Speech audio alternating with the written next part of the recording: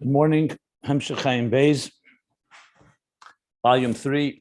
We are on middle of page 1330.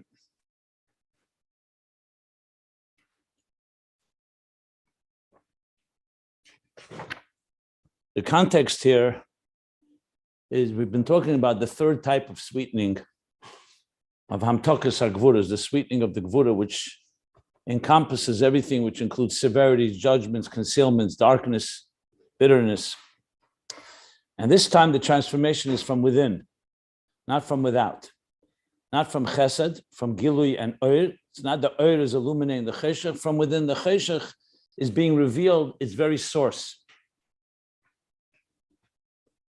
And that source is a concealed state. That's why it's coming from within the Gvura. When chesed does the sweetening, it's a revealed state. It's some inspiration. The divine soul and its divine nature is inspiring or influencing the animal soul.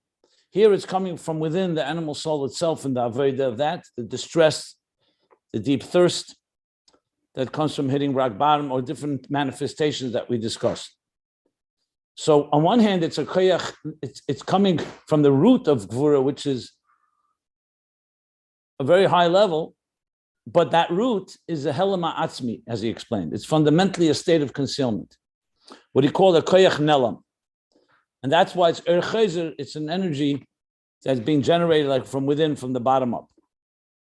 And then Ubira Inyan, to explain that, on page 1329, the Rebbe Rashab went into the discussion of the difference between Avir and Oir, where Oir is Gilui, like Chesed, like we're talking Chesed, a Gilui, a revelation, and Avir is an atmosphere, it's air, but it's a state of concealment, as he explained at length, both from the commentaries in Chumash, the Ramban, the Sefurnu, and the Mekubalim, the Ma'ir, the Pardes, the Eitz Chaim.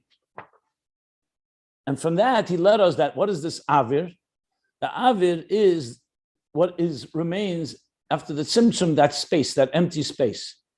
So something's there, but it's concealed. And specifically, that's the Reshimu, what we call the trace, the impression, the residue. But as we know, the name is a little deceptive because Reshimu means a lot more than that, as we've been elaborating. And just like in the Avir, that the commentaries explain, the Sefurnu and the Pardes, that there's two levels of it. There's an Avir in the words of the Pardes, Shenitfas, and an Avir Shalei Nitfas, meaning one that is somewhat graspable, only somewhat. He made it clear that it's not fully tangible, but it's somewhat, and something that's completely not graspable. He says, so that are the two levels in Avir, and those are the two inyanim in the Reshimu. That the Reshimu consists, and now I'm summarizing page 1330 to get where we're up to, that the Reshimu that remains after the Tzimtzum in that space before the Kav, because Kav is a full Gili. It's a diminished Gili, it's only a thread and a line, but it's a laser beam of energy, of revealed energy. Whereas the Reshimu is a concealed state, so he says there are two aspects to it. Two inyanim. One is the etzem nekudas Reshimu. Remember, he called it nekuda because it's like a concentrated point, like the nekuda of a yud, as we discussed as well. And that's the letters of the Reshimu, the koyach hagvul, the power for God, the godly power to confine, to limit. So koyach hagvul, which is from shehu mebchinas helama atzmi. Where does that come from? That comes from the helama atzmi, because from gilui is derived the power to expand, the power to extend, hispashtus, revelation, Oir Ein Sof, Gilui Oir Ein Sof, the kav. But koyach hagvul is the power to confine, to limit, to withhold, to restrain. And that's the first thing in the Reshimu, the very letters. And the second is the Oir Ein Sof, that within that is encompassed in a concealed state, is the Oir Ein Sof shenichel b'nekudas Reshimu. And that's the atzmus ha'oir, the core energy that was there before the Tzimtzum. So before the Tzimtzum, it was revealed. Once the Tzimtzum happened, the Reshimu contains it also, but in a very concentrated and concealed way. So it has two things in it.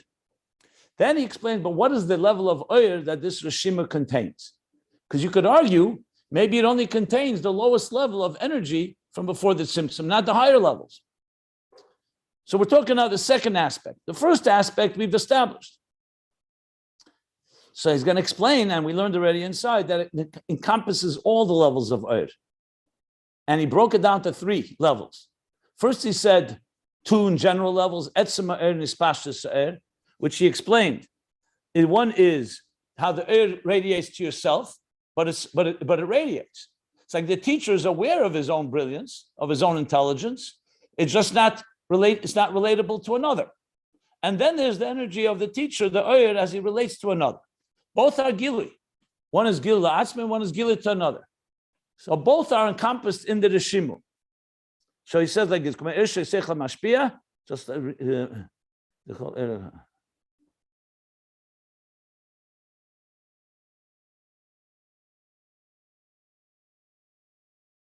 then he says, V'gam kolba. Well, it wasn't clear what Etzem Eir is, but afterwards it became clear that Yesh Lemer, where he says, let me just read the actual language. V'gam kolba Etzem Hashem shaychel. Yeah.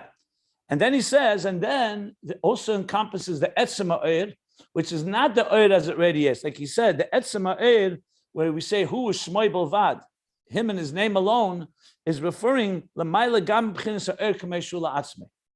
this is even higher than the teacher's Eir that is only for himself, because there at least it's revealed. The he called the Koyach Yulia Atzmi, like in the Nefesh, it's just the core, the core essence of a faculty, the way it's encompassed in the Etzema Nefesh, like Seichel Yulia Atzmi. It's not the Nefesh itself, it's not the Nefesh as it carries this capacity. I explained that. That's not Atzmus, it's not Hayechelis and Atzmus, it's the source of everything within the Etzem. So, but it's not revealed at all, even to himself. And I'm shocked with Gili ben Etzem. Yeah.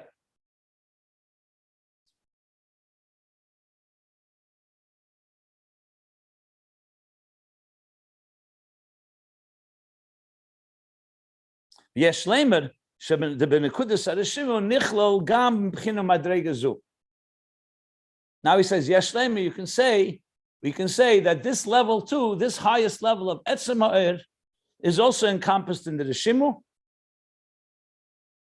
So even though there was no tzimtzum in this level, because it's completely removed, you can only have a tzimtzum, you can only conceal that which is in the realm and domain of revelation. You can't conceal something that never was revealed or never was not even in the realm of revelation. And yet that's also and yet at the same time, the Reshimu, because it encompasses everything from before the tzimtzum, Yeshlim, and also the Etzem Eir. That's where we stop. So I explained this, and I want to just repeat what I explained and add a bit just to make it a little more palpable. Is the example with the artist. The bottom line is that when you look at a petal, a rose petal, a simple petal of a flower, which is art that God created. It's a piece of the art of this universe and beauty and design that God created. And the same thing within a cell. Every fiber of existence, every atom, every neutron, every electron, every proton. So that detail, how much does it really carry within it when you think about it? So you could say it definitely expresses God's beauty and God's design and has lessons and messages. But what the bottom line is saying here is that when you dig deep enough and you contemplate on it, you can reveal the highest levels of godliness there. Why? Because the artist invested all of himself within that detail, within the art that he created. Now, the truth is the art is the 10 spheres. I'm just bringing it down all the way to the tangible physical world that we live in. But it's the same concept. So in other words, it's not just that that the art reveals a piece of the artist. That's for sure true. That from a piece of art, you can identify something about the artist's personality, but not all of his personality. But here, in this case, there's more. As you continue to probe and evaluate, you can come to understand even the things that were concealed, because in this Reshimu lies everything within it, not just the Gili La'azulas, which means the artist as he envisioned the art, and not just the artist as he envisioned, as he is himself, as he reveals what is revealed to him alone, and not even to another. In other words, what he's not even imparting to the student, in this case, the art that he's creating. And even the Etzem Ha'er, which is all the way in the Etzem HaNefesh of the artist, all that is there in the Reshimu in a concealed way. And through our work, we could ultimately uncover it. But one thing I wanted to add, the first point in the Reshimu, that's the Etzem Eisius, also reveals something to us. Even though it's not a revelatory revelation, but the fact that the artist can confine himself and put it in this case, Eisius, in letters. I mean, that would be more of an example for an author or a speaker, but it's the same idea, that he puts it into specific images. The koyach hagvul of the artist also reveals something about the artist, that he's not limited just to revelation, that he also has the power. In other words, you can learn more, you can learn as much, if not more, from the pauses of a teacher, just as much as from his words. You can learn from his restraint just as much as from his expression. So the Reshimu includes all of the above, both the koyach hagvul, which was the first component. Now we're discussing the levels of oyer that are all in there. Now, keep in mind, it's in a concealed state. Until the kav does not emerge, and until all of existence doesn't get created, it's not in a revealed state. But once it's all created, the Reshimu still has its effect. It still carries, like I said, I like the example of a fossil simply because a fossil is like a time capsule from the past. So here the Reshimu carries everything, all the imprint. It has the pre-Tzimtzum imprint within it. And as we have learned, and probably will mention it, and the Tzimtzum didn't affect it. The Tzimtzum affected the Gilui of it, but it didn't affect that the Reshimu should have less of it. The seed contains it all. The Kav is actually affected by the Tzimtzum. That's why it's only a narrow flow. So paradoxically, and this is the Chiddush of the Alter Rebbe in Torah Parsha Noach, which I mentioned, where the Rebbe Marash there writes the note that the Tzemach Tzedek asks, how is that reconcilable? Usually the Reshimu is lower than the Kav. Reshimu is concealed. It's only a trace. And the Kav is a Gili. Yet the Alter Rebbe says the Reshimu has everything colored within it. She explains because the Tzimtzum didn't affect the Reshimu, because the Tzimtzum doesn't affect concealment, is concealment. The Reshimu is a product of the Tzimtzum. So the Tzimtzum doesn't affect it, because the Tzimtzum and the Reshimu have within it everything that was there. The Kav, Gilui, can be affected by Tzimtzum. But bottom line is, what I wanted to say here is that all these levels of oyer are there, but additionally, the first point of the Reshimu, the koyach hagvul. So this is a summary of what we learned up till now.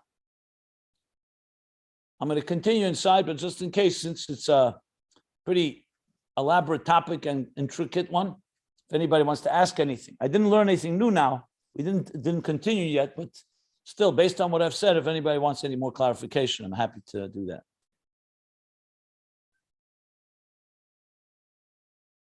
Okay. So with that, now he goes v'yesh lahamtik. So the koyach hagvul is not only that it eliminates the oil, but this is a way that he's working together with the oil to mount the way to oil should be effective. He doesn't say that here. Here he says koyach hagvul. There's the oisius themselves of the Reshimu. The bottom line, it's the very oisius, it's the power of limitation, of concealment. Like he says, I'm helama atzmi. Yes, once the kav comes into play, they work together, like I explained in the previous classes. But right now, we say two things in the Reshimu. One is the koyach hagvul, like he says, the oisius of the Reshimu, etzem nekudas of the Reshimu, and the Erein Sof HaKolel Boy. And these are two different things. They will ultimately interact, like Eiris and Kalim interact, but right now, it's considered two different aspects in the Reshimu. So there's the two tracks, Helam, Gilui. That's Helam is Helam Atzmi, Koyach hagvul. And then there's Gilui Oyer, Etzema Oyer, Oyer Gilui Galas La'atzmei, Oyer Legalas L'Zulase. And the Reshimu has in it both elements in it. That's some Nekudas Reshimu and the Eir all concealed. And when the Kav comes and when creation begins the process of actually creating, yes, the Eiris and Kelim will interact. Like we said, there'll be Eir and the Keli will be Magbil. Just like I explained, an artist, as he creates something, he has to reveal while he also conceals. Okay? The Yesh Lahamtik. So I said yesterday, it's an interesting expression. You don't see it so often in Chassidus. What it tells me is, besides the nice expression that Yesh Lahamtik, we can sweeten this, we can flavor it, it becomes more complete, the understanding. It also shows that the Rebbe Rashab understands he's saying a chiddush here, and he wants to embellish on it. So he says like this: V'yesh lahamtik, v'yesh lahamtik hadover. Literally, lahamtik again means to sweeten, but it's an expression. But yumtak, it means that it's even clearer understood. It's even more sweeter understood. Al pi mashakosav azer arakia. According to what it says in Zeir and elsewhere, the Inyan Gelifu shu klei kibul lekabel betecha kol esh yashpi ein se baruch hu ma'oz v'hala. So if you remember the top of the page, actually beginning of last page, he brought Zeir Akia on Zeir Daf Tezvav Amud Aleph B'reish Shul Menusa de Malka. So he said, "Hine amokim ponim Reshimu anishabai." What is Gelifu? He said, "Mosar lanu klal b'yadenu arav zal." The Arizal gave us a rule, a principle, that it means klei kibul, a receiving container. That this level, Gelifu, is a receiving container, which will afterwards is going to say is the Reshimu.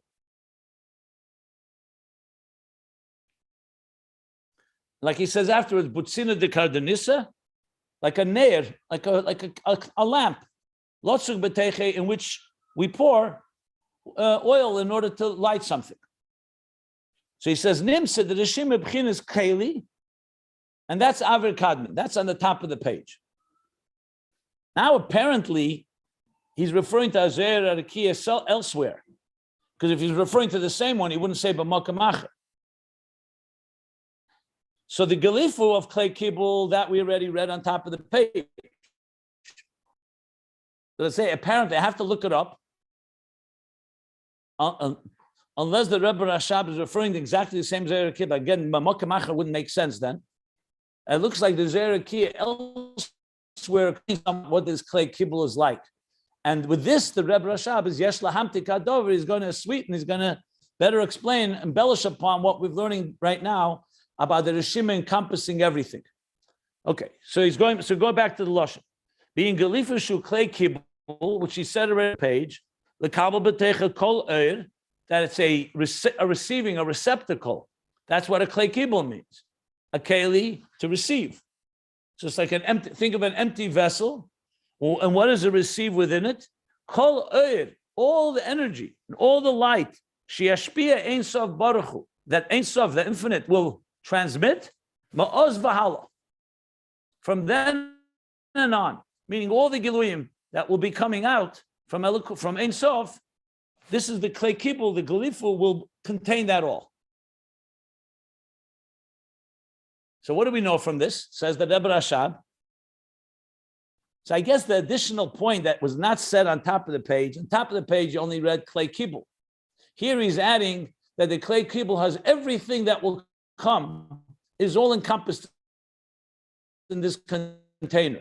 Essentially, just to make a understanding about when an egg is fertilized by a seed,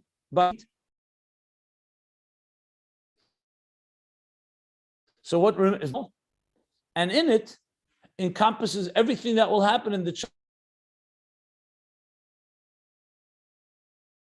child's life.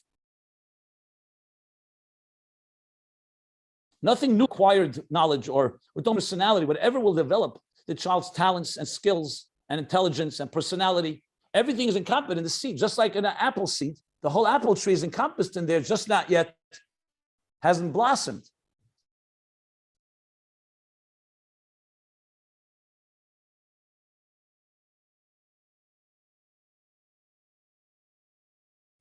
You're cutting out. But it's all. But Rabbi, we can't hear you. Rabbi, What? for the past minute, you've been breaking in and out, and the past 30 seconds almost out entirely. So we It didn't says hear. low bandwidth. It says low bandwidth. What about now? It's still hard. Your voice is fading and coming in and out. Well, I have no control over this, so I don't know what to do. Well, sometimes you just have to pause. You just have to Okay. pause because I don't know why, but sometimes it'll come back. Like now it's better. Okay, fine. Can you just repeat what you were saying though? We all, it was important and we just lost you. Okay.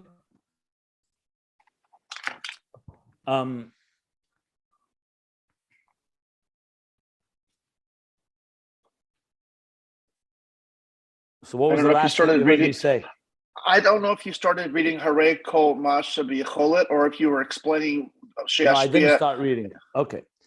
So I was giving the example that when upon conception of a new child, of a new life, so even though it's only one cell, that of an egg fertilized by a seed, father and mother, that one cell, even before it begins to split, encompasses everything that this child will be. I'm not talking about things. I'm talking about its personality, its emotional makeup, its intelligence, its skills, its talents. Everything is encompassed in that seed, just like an apple seed.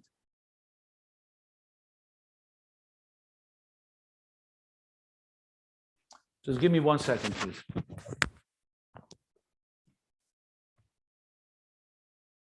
Are you opening it?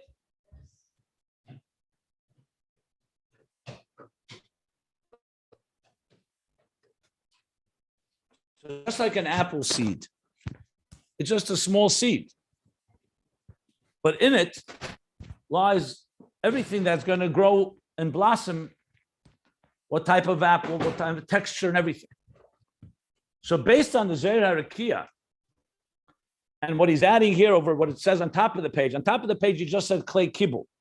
Here, again, apparently the Mokam Acher adds that's a kabel b'techa kol oir sheyashpia eid soiv baruch hu ma'ozav ahala. Everything that will emerge is encompassed there. So based on this, here's what the Rebbe Rashab now continues to say. Hare kol ma shebiyechelis neshamas Yisrael. Everything that's in the capacity, everything, not one thing missing, everything the capacity of the souls of Israel, lahamshich hayidei aveidosam, to transmit, to generate through their avodah, through their service and their work and their effort, hakol kol b'nekudas Reshimu. It's all encompassed in this nekuda, in this yud, in this point of the Reshimu.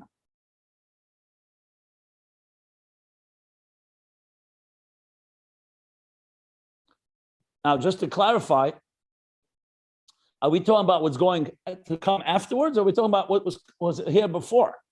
Because till now, we've been talking about the Reshimu encompasses the Oyer before the Tzimtzum. All three levels. The Oyer legalis lezulase, the Oyer that he allocates, like the artist allocates, God, in this case, the cosmic artist allocates and envisions existence. The Oyer that revealed to himself, and the Etzem Oyer that's beyond revelation, meaning beyond expression, even to himself. So I believe in the parentheses now, the Rebbe Rashab is going to explain. The ma'achish hakol nimshach hayidei Reshimu, being that the Reshimu is the carrier, essentially, and everything is transmitted through it, because it carries everything before the Tzimtzum that he's explained, both the koyach hagvul, the both aspects and all the levels within it. Behechech shebetchila hakol nimtza kol ba. So you have to say that in the beginning, even before it actually develops and blossoms into a Seder Ishtalshlus, and it's going even further, not just the creation of existence, even the avodah of Neshamas Yisrael, you have to say it's all encompassed in this seed. In other words, to put it in very simple terms, Why does an apple seed have in it everything that the apple tree will become? Because the seed carries everything that the previous tree had. Where did the seed come from? The seed fell off a previous apple tree.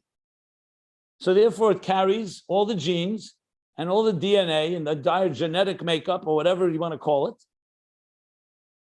within the seed. And then as the seed blossoms into a new tree, it therefore has everything that will come in this new tree. So essentially, since the Reshimu is this like seed that's carrying all the DNA of pre-Tzimtzum DNA, so to speak, so then when it will blossom and say there's Shtalshus, and of course that comes after the Kav and the whole thing, and even furthermore, everything the Shamas Yisrael will draw down from Ein Seif through their Aveda is all encompassed in the Reshimu. So this is pretty quite radical, frankly. Not radical in any controversial way, but it's a very strong statement what he's saying here. Like I said, the Reshimu has developed into a tremendous bridge between pre-Tzimtzum and post-Tzimtzum. I mentioned yesterday briefly that usually the Kav, we speak about that. The Kav is Oyer, it's just a narrow flow, but it carries all the Oyer from before the Tzimtzum. But now the Rebbe Rashab is doing it deeper. It's even in the Helam, even in the Koyach HaGvul of the Reshimu, which carries the Helam of Ein Sof, also has within it, in a concealed way, the Oyer, all concentrated within it. Now, but still, how does this mamtik, how does this sweeten the deal? How does this make geschmacker and more flavorful what we learned before? So now he says, V'hadei, and now the fact is that neshamas have the capacity to draw down not just the gili of oir, la'atzmai or lazulasai, to himself or to another, but also the etzem oir that we spoke about. They have that capacity. We know that because, that's essential, as the Sedus of Torah and Chassidus, is that the neshamas can do that. In the parentheses, the Rebbe Rashab elaborates on that this in truth is the drawing down of Torah. When the Jews receive the Torah and they learn Torah and they do mitzvahs, what are they doing? The Torah which is mushrish where? The Torah is not mushrish in Giluyim, in the lower levels of Eir, it's mushrish in Atzmus Ein Sof. Hainu be'etzem ha'Eir. I'll explain that in a moment. The Torah is rooted in the etzem ha'Eir, not in the revelation, even to himself or to another. Let's go back to the example of the artist. When the artist created the art, it wasn't just a superficial thing. He's just, okay, he's splashing some paint on a canvas and you have a nice piece of art. In other words, it's not a trivial thing. In the art, God invested everything of himself. And that's what Torah is. Torah is anon nafshi ksavis yahavis. He engraved his own very essence in the Torah. So you could say, okay, that's Torah, that's not the world. That's not existence. That's true. But existence was created b'shvil Torah, and when we use existence, the art of the world, to reveal godliness, we are revealing not just Oyer, but etzem ha'Eir, because within the art, through Torah, God is revealing also the very essence of who he is. And I'm talking about etzem ha'Eir now. I'm not getting into Helam Atzmi and higher levels. Let's talk about etzem ha'Eir. So in other words, the artist is not just revealing a part of himself, like, I'll just reveal to you the surface level. Within it lies not just the Eir for the other, but not only the Eir for himself, but also his very who he is, what he calls the etzem ha'Eir. And why does he call it Kaidem Alesa Ratzon? So some of you may immediately have made the connection. If not, I'll make the connection. He didn't mention it recently, but if in Ayin Beis, if you're familiar with the themes, this is Alesa Ratzon is essentially the level where he becomes aware of the Gili La'atzmai. And then in Alesa Ratzon itself, there's the level, the Gili to the another. So let's go back. I'm going to sum up now something we learned at the end of volume 2, and at the same time we learned it at length in Tzadik Dalet, Hemshech Tzadik Dalet from the Frierdiker Rebbe, So there, the example is it's also a similar example to the art, but it's another example Chassidus uses, the building a home. So let me explain it in that context. It'll just help understand this whole idea.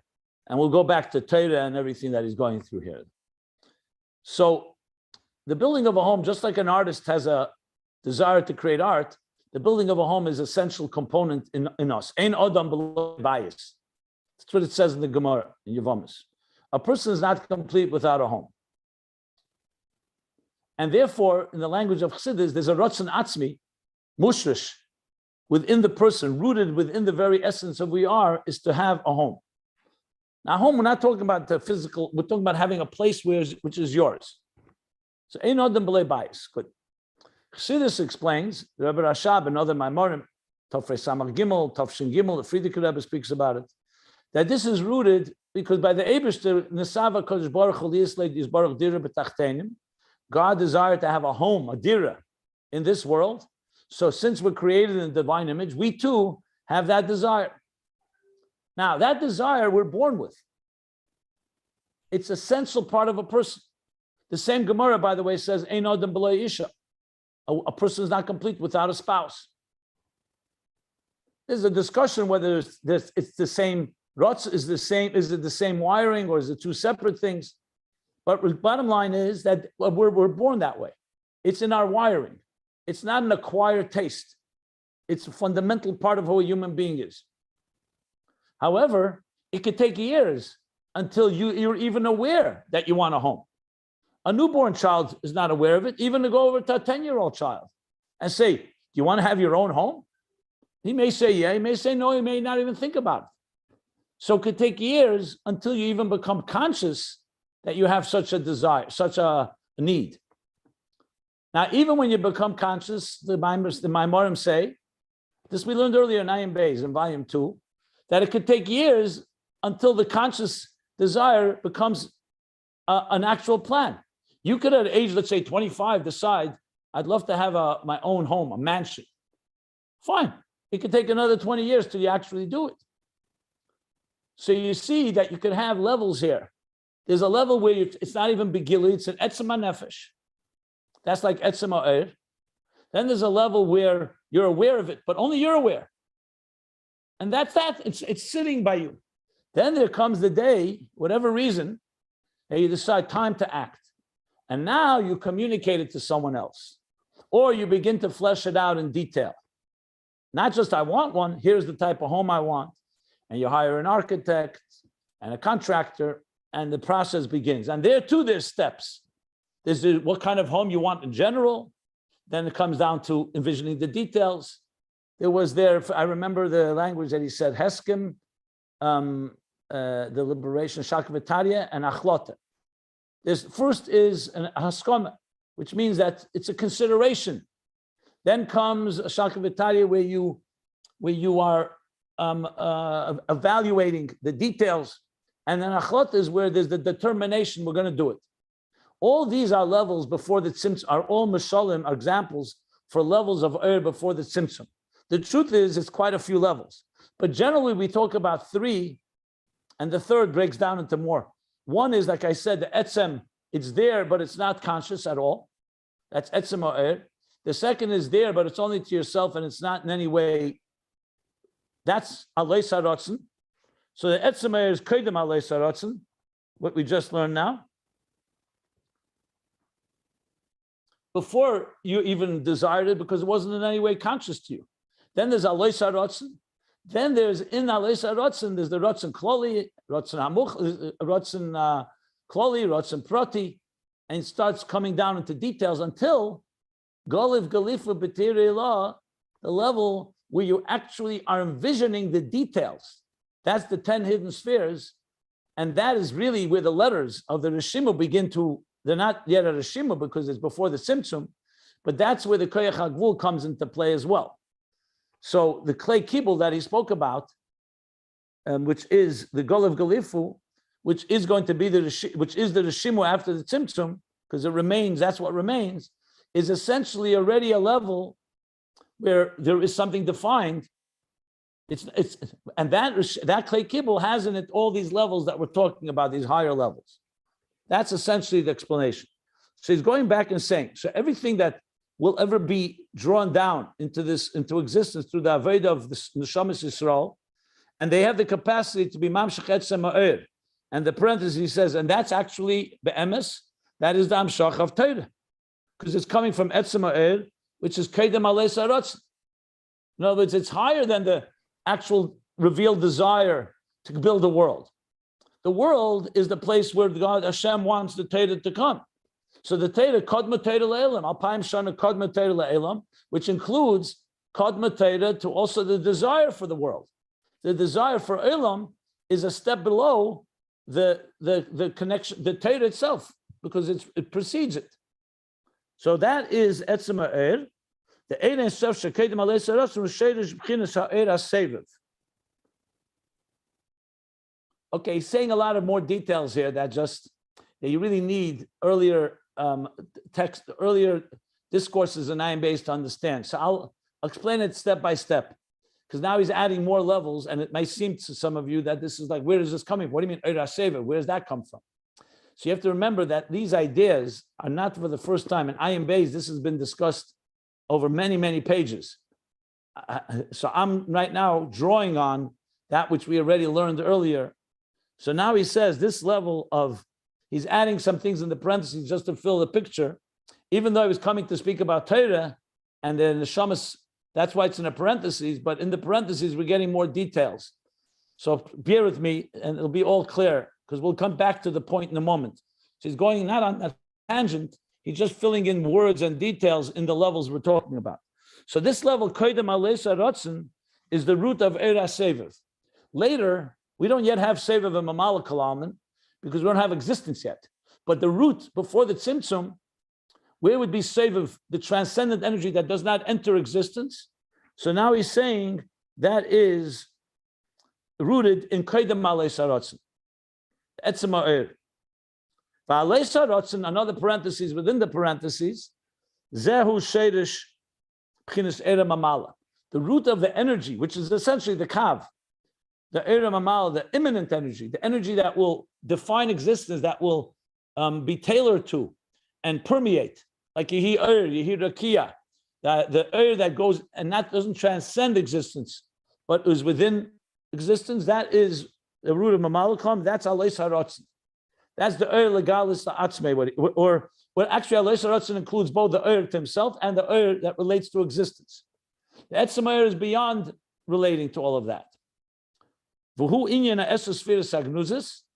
And that's the same level, the Mamala, the root of Mamala is the 10 hidden spheres, because now we're talking about 10 spheres. The artist is envisioning the art.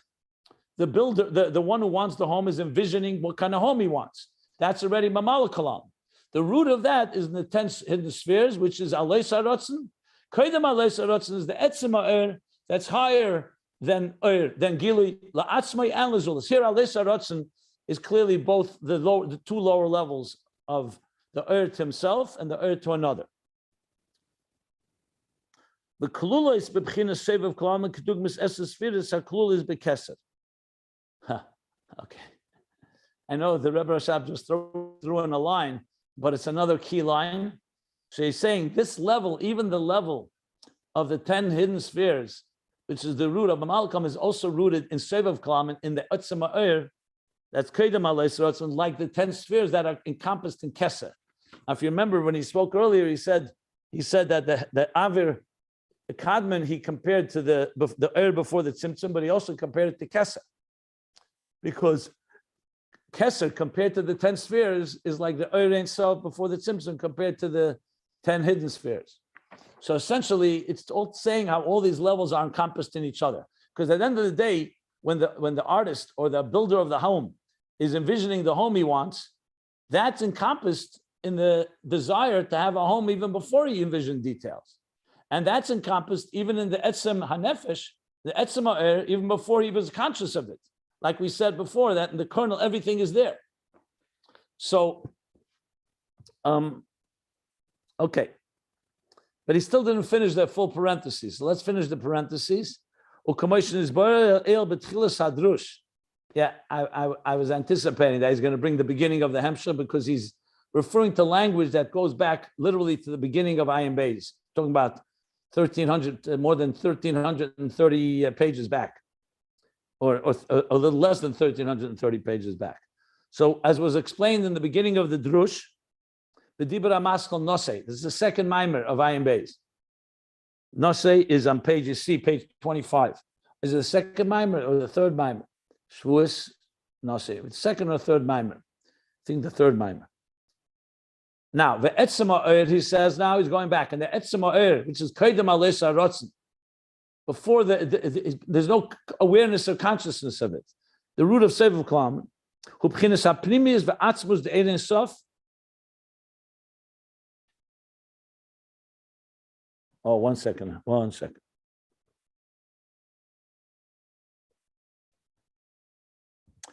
I made one mistake. It's not really a mistake. Let me clarify.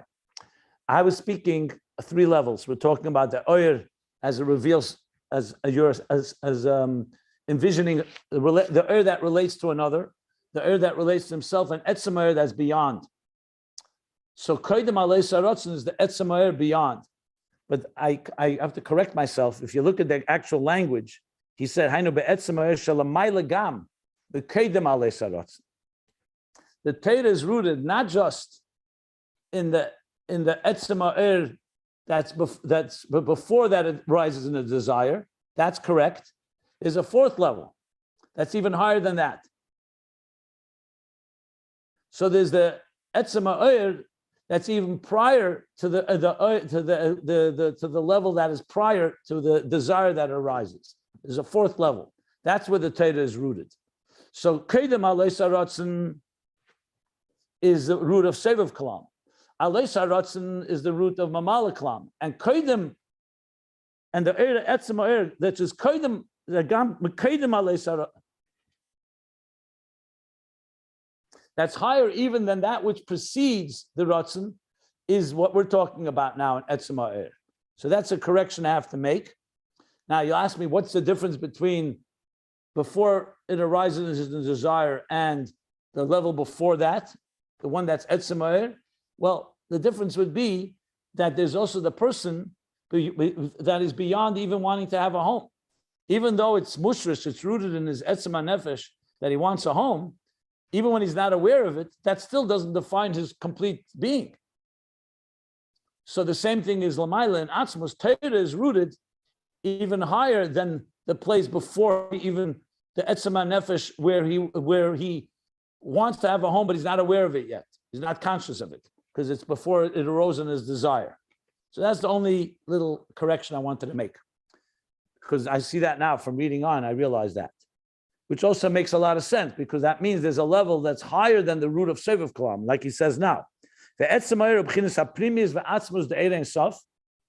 The Etzem Oyer is the inner and core of Erein Sof, but still Erein Sof. Notice, Shalamayla b'chinas Sevav. That's higher than Sevav Kalam.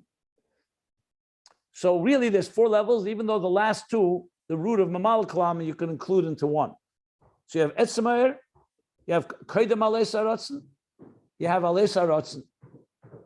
That's the 3 that he's talking about. Now, Alei Saratzen is like a Gilui La'atzmi, a Gilui to another. Okay?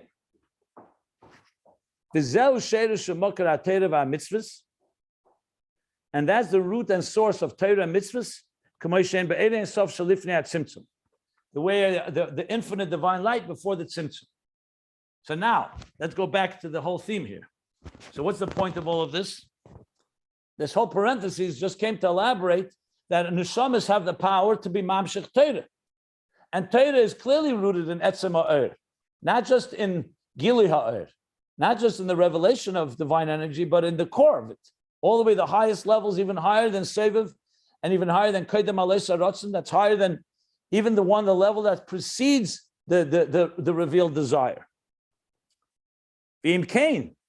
And since neshamas have that capacity, and before we said, based on the Zohar Harakiya, right, that in the Reshimu is encompassed everything that will come, everything that will ever emerge, which includes everything the neshamas will draw down, and they definitely, like he says, the Yechelis neshamas to draw down Etzem Ha'er which is essentially what Torah mitzvahs is, from the highest levels, not just the levels of God as a creator of existence, as an artist of the art of a world, but also the essence of the divine as it's manifest in Torah mitzvahs.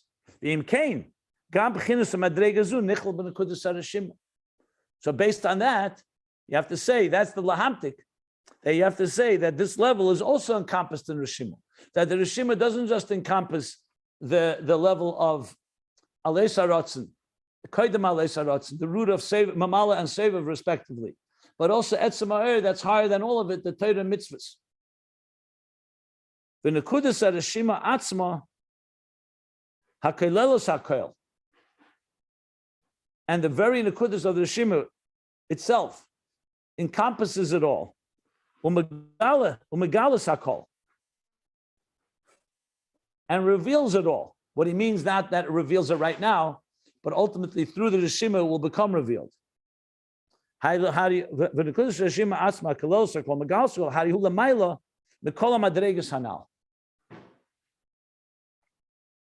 Is higher than all the levels mentioned above.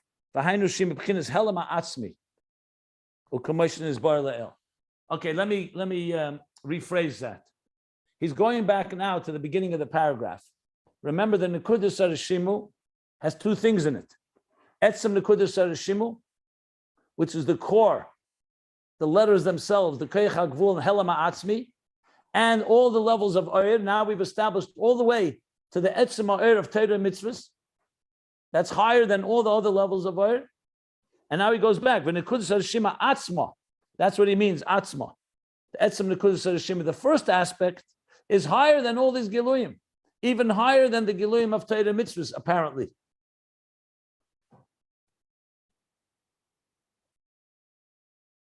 Because it's the level of Hainush of B'chinas Helam HaAtzmi, which is higher than Eir. The commission is Bar Leil, as we discussed earlier.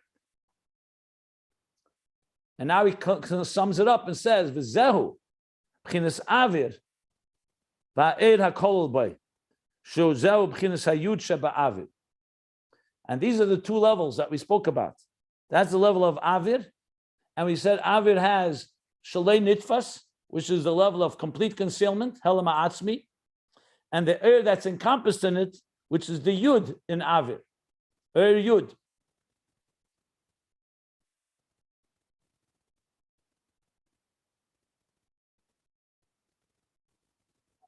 Which is the level that encompasses the second point, all the levels of Eir within it. The question I have is, why is it called the Yud Sheba Avir? Avir is Eir Yud. It means the Eir in a way of Yud. That's what I think he's saying. The Eir is all encompassed in the Nakuda of the Yud. Even though he does say the Yud is the Eir HaKol Bay, but that's probably what he means. That the Eir that is encompassed in it is Avir, is Eir Yud. And there's the level of Avir that's higher than Eir altogether. Okay. Now, I'm going to stop here. Questions? There's a lot of stuff. One second. There's a lot that has to be unpacked here. I definitely acknowledge that. And it needs to be elaborated upon. I hope you're able to get it. I'm assuming that there are more questions than answers here. But I did cover all the key points to be made here. And clearly should be summed up. So I'll just say a quick summation, and then I'll take some questions. Summation is like this. The Reshimu essentially is I'd call it a time capsule. Think of it like a capsule that God made that should, even after the Tzimtzum and the concealment of the Eir Ein Sof, of all the divine consciousness pre-Tzimtzum, meaning all of God's intentions and inner workings prior to creation. So even though there is a dead stop with the Tzimtzum, there's total Tzimtzum b'derech siluk. It's a total concealment. It's not a partial concealment. That's the Chol Olam Panoi, the Reshimu. One second. Let me. I'm speaking. I'm explaining myself. One second. So even though the Tzimtzum is a complete stop, it's not like a diminishment miut and leaves a little oil. It's complete darkness. But God made it, like he says in Eitzos Chaim, that Alter Rebbe brings L'kutei Torah, loy le'ena chol l'mokem poni mamish. Ela nishar by Reshimu, Reshim. Something remained. Now that something, as I said, is a mysterious, what is that something? That's where this has been developed by the Rabbeim, the Chabad Rabbeim, generation after generation, explaining what is this something. Here it's very clear that the something is everything really.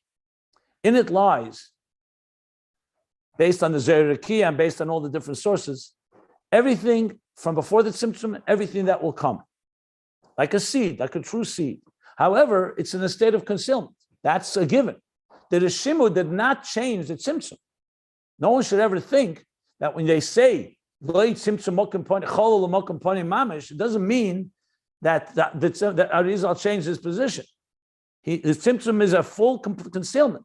However, it's not like there's nothing at all there. In a concealed way, embedded in that Chol L'Mokum Poni is a Reshimu, like and that Reshimu has everything that from pre-Tzimtzum, but in a concealed way. And therefore, when you unpack it and when you, through Avodah, and after the world is created, we can reveal all that was there before the Tzimtzum. So the Reshimu essentially is like a silent passenger that traveled from pre-Tzimtzum to post-Tzimtzum and is here with us to give us the strength we need to reveal the highest levels, all the way to the highest levels, even of Hela Ma'atzmi Mamish. The Kav is going to be the paintbrush that's going to activate it, because you need to activate all of this. If there was no Kav and it stopped with the Reshimu, yes, it'd be very nice, the Tzimtzum, but it's a complete concealment. There's no Giluyim, there's no Lakus, there's no creation, there's no Adam Kadman, there's no Atzilus, there's nothing. You only have states of potential. So now comes the Kav that comes from levels of the Oyer before the Tzimtzum, but it travels through the Reshimu. So it recognizes the Reshimu, and the Reshimu recognizes the Kav, because remember, they are partners. At the end of the day, they're both godly creations, godly entities. So the Kav is going to activate it all. And when it activates it, the Reshimu will then reveal its secret treasures, so to speak. So the point is, generally, the Reshimu encompasses, therefore, both Kavim. The Hela Ma'atzmi is the Etzem Nekudus HaReshimu, what he called now the Nekudus HaReshimu Atzma. The letters themselves is God's power to confine, to limit. Keich HaGvul, Hela Ma'atzmi. There's no Gilui in that. That's the opposite. It's the power to confine, limit, to restrain. That's one kind. Then there's another thing. God also wants revelation.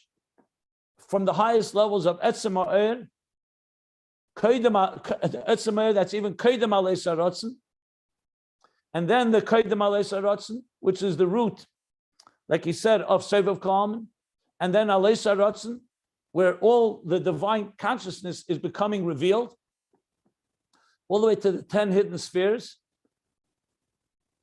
So all of that is included in what we call Oyer. So the Reshimu has both.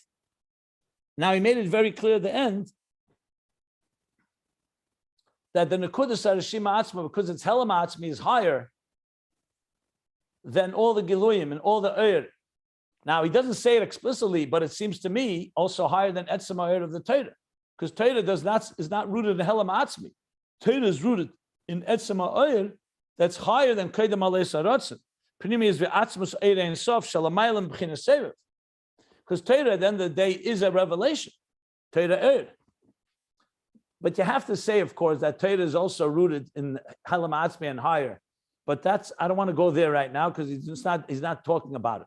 He's clearly talking about Torah as it comes through Avodah of the Shamas Yisrael, where they draw down from Etzem HaTorah to establish that the Reshimu has also that capacity, so it has to have the capacity of the Etzem Ha'er that the Torah brings. And that's the Yesh Lahamtik. Yesh Lahamtik, that the Tzimtzum has that the Reshimu rather has everything within it, including the Etzem Ha'er that's higher than all Giluyim, that's higher, which is what he called the level of Torah and Mitzvahs. In addition to the Hela Ma'atzmi. And that's the two things that he said about Avir. So the Reshimu is Avir. Avir has two dimensions to it. Avir, the Shalei Nitfas, completely concealed, and Avir Shenitfas, the Oyer Yud, like he says here, that's the Oyer HaKol Boy, that's the Yud Sheba Avir, That is the Ur within the Reshimu. All these levels of Ur that he just discussed. So, as I said, it could use more explanation for sure, but I wanted to sum it up, and I'll be happy to take any questions. All of this is before the Kav, what you said just now, right? Well, the Kav comes after the Tzimtzum and after the Reshimu. So, yeah. Rabbi Jacobson, we earlier discussed that that neshamot are even higher level than the Torah itself. So is it too early to discuss that as to where the neshamot is rooted? Is it in the does the Reshimu also carry that genetic information as if it were, for lack of a better word, about the neshamot, because it's higher than. It's a very good question. If you go back, the neshamas come from Helama Atzmi, he said. So it's pretty clear. Remember, the Reshimu is an instrument of God's in creation. Neshamas are God's children. So you have to remember, let's keep that apart. Neshamas Torah, when you say Yisrael, Raisav, Kutshabrichu, Kulachad, for example, you say, Bereshis, B'shvil HaTorah, B'shvil Yisrael. Reshimu is part of creation. I don't mean by creation as in Bria. It goes all the way to the highest roots, but it's part of God's tools in creating. Neshamas and Torah are essentially expressions of the forces that are going to change this world. That is the whole kavanah. So, if I recall correctly, the neshamas that we're talking about that you just mentioned, higher than Torah, is associates with the helama atzmi. If I recall correctly, that's why tshuva. Remember, the transformation of the gvuras is through tshuva, and tshuva was the proof that neshamas are higher than Torah. That means you can sin. Torah tells you what you're supposed to do and not sin. Tshuva is higher than Torah because tshuva is the neshamas Yisrael, as they're rooted in the helama atzmi. So the answer is yes, this higher level of Reshimu is associated with neshamas as they're higher than Torah. The only thing is, I would wait to see how the Rebbe Rashab is going to spell it out later. But this has already been discussed. So I'm glad you bring it up because it's part of the discussion, but it's just going to confuse matters if we go too much detail into it right now. Because right now he's speaking more about the Reshimu itself. Then he's going to go back and talk about Neshamas and Torah, as he did earlier. If you want to look this up, where he spoke about Neshamas are rooted in Helama Atzmi, I have to find it. But it's definitely discussed earlier. Yeah. Thank you. Yeah, good.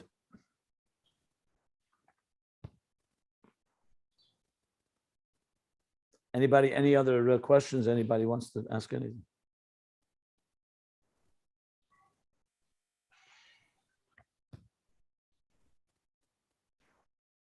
Yeah, when he first began talking about the Reshimu, so it was all about how, if you remember, the question was how mitzvahs can be mamshich higher. Let me just see.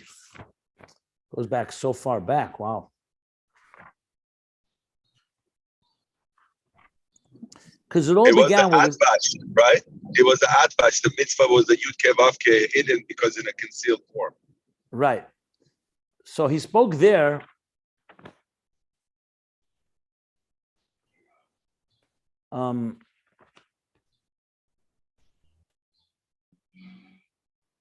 How mitzvahs have the power. So he said because the mitzvahs go into Kalim, and Kalim are higher than Oir.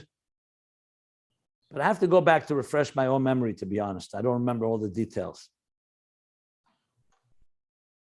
Goes back also to the Ava B'chol Moedecha of the Neshamas, Ava B'tainugim. They go up all the way to the highest levels. That's a Neshama.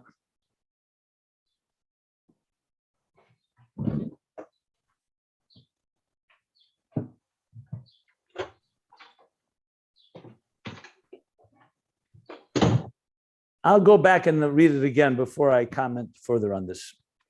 I want to refresh my own memory because it all began talking about Neshamas, Kalim, Eiris, Teira, Mitzvahs before we even got to the Reshimu.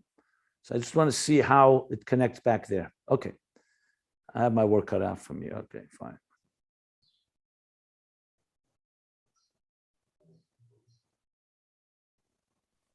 Anybody else want to say anything? Well, I had a question, but I think you're going to tell me wait for him to develop where neshamos fit into this the scheme.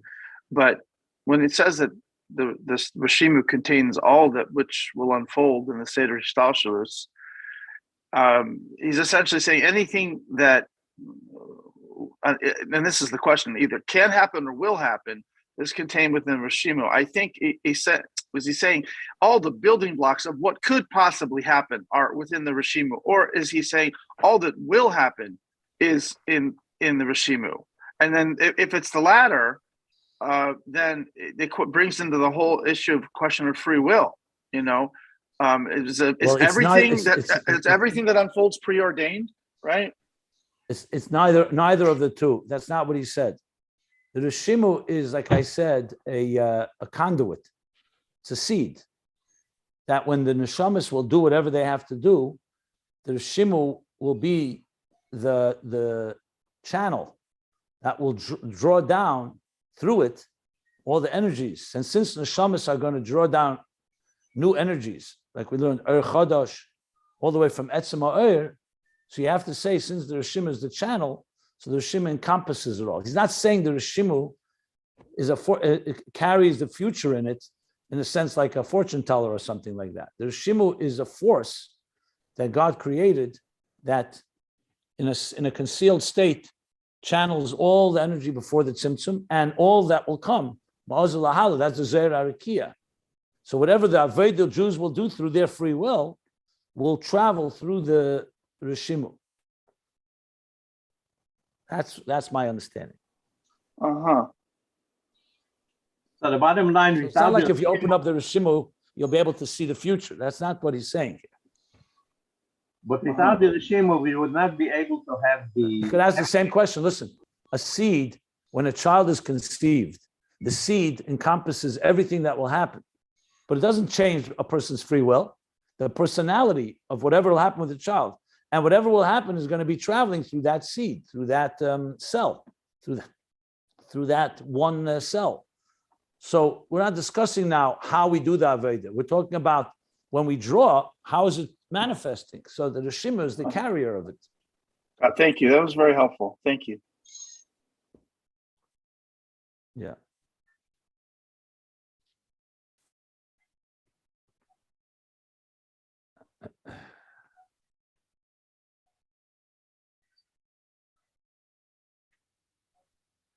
Okay, but so it's more than a channel. I mean, George's metaphor that it's sort of the genetics of creation seems like a pretty good one in the sense that it's actually what I said, not George. But let me just tell you. Okay, well then even better. The genetics of a child does not determine a child's free will.